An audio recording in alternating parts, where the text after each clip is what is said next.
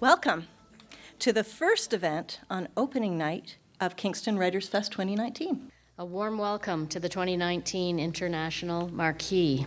Due to uncertainty about the safety of large group gatherings, Kingston WritersFest, which was scheduled to take place in September, will not be happening.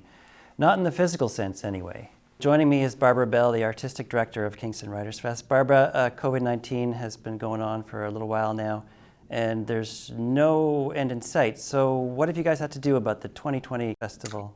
The festival, as you know it, will not take place in September. That is the 60 events all happening downtown, just out of an abundance of caution, really, and because it kind of looks like, though we might see some relaxation of the lockdown through the summer, perhaps, the chances are very good we're going to be maybe entering a second wave by September. And even if we're not in a bad case, I don't want anyone to be put at risk. The authors are attendees, and so it just seems the safest thing not to plan to present events that require large gatherings. So we will move some events to an online platform. We're just starting the planning for that now. So let's talk more about that online platform. Like, you want to keep a presence in the community and build for 2021. So how are you going to do that? Well, of course, we had already started our programming for the 2020 festival, which means a lot of outreach to publishers and then invitations to writers. And we had quite a few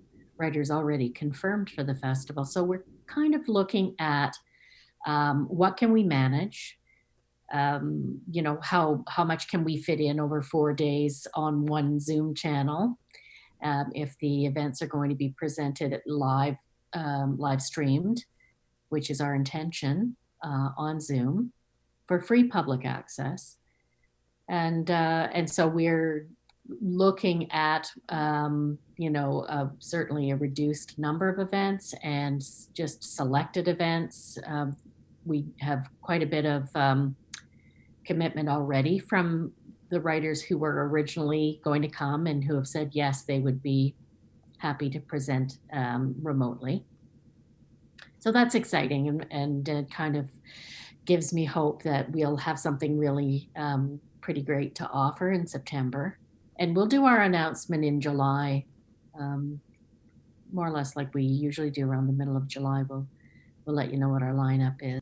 Can you talk a bit about what you're going to choose to offer to people? There's some really, really great, strong, well-known writers who had already said, yes, we'll be happy to come, and have now recommitted.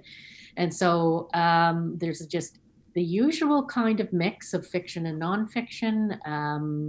We're definitely including some Kingston writers with books.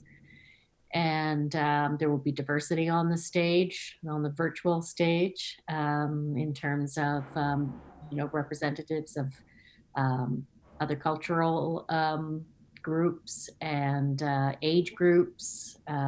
So within this sort of very limited range of events we're going to be offering, I think there's going to be a really interesting mix. WritersFest is a big community event which involves a lot of volunteers, and this is a big event people look forward to every year. How's that going to affect not just the attendees, but all the people working behind the scenes?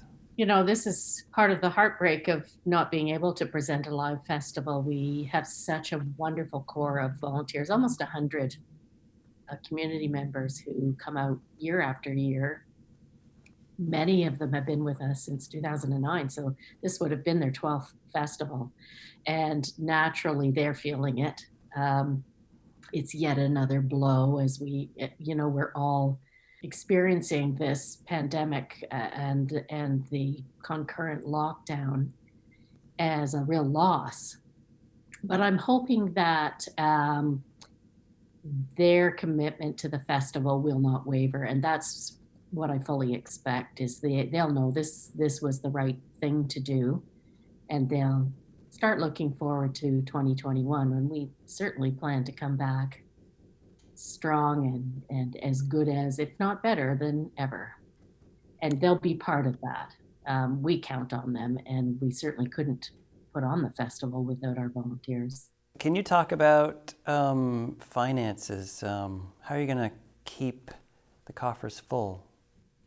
Oh, they won't be full, I don't think. That's certainly weighed into our decision is how do we cope when we we will not have any ticket sales, which count for about 20% of our operating expenses. And there are various other losses as grantors are um,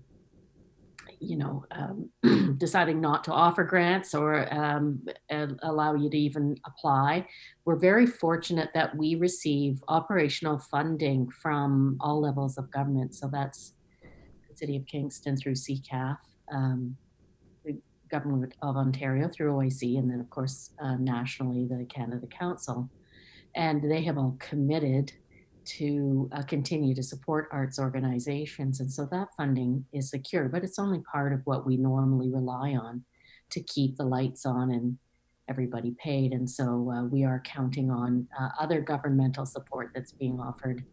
We're certainly applying for the salary subsidy that the government has put in place, and hopefully we will be recipients of that, and that's certainly going to help so that our wee little skeleton staff can go ahead and get all our ducks in a row to mount this remote online live stream festival in September. Barbara, can you talk to me about how this is impacting you as the artistic director and, looking forward to the festival? It's going to be changed somewhat. And I have to be honest, it comes as a blow. I've been with the festival since it started in 2009, and I'm very, very committed to the festival, and just the thought of not doing what I normally do, it's such a big part of my life year round, really, and then culminating in that great and exciting week. And it's been pretty hard to handle the reality of that. And in fact, certainly at the point when the board made the decision that we would not try to offer a live festival, that was a hard moment. And then again this week, when we sent out our media release and posted on Facebook what was happening, and there was a flood of supportive emails and comments from all the people who love the festival, and it hit home. It really hit home. Well, Barbara, thank you for talking to me about this. I look forward to what the festival is going to look like in a virtual aspect this year. And thanks so much, Mike. And of course, we appreciate the support of your TV and the fact that you're going ahead and airing the sessions that were recorded last year. And we look forward to partnering with you for many years to come to share our great literary events with Kingston. So thank you.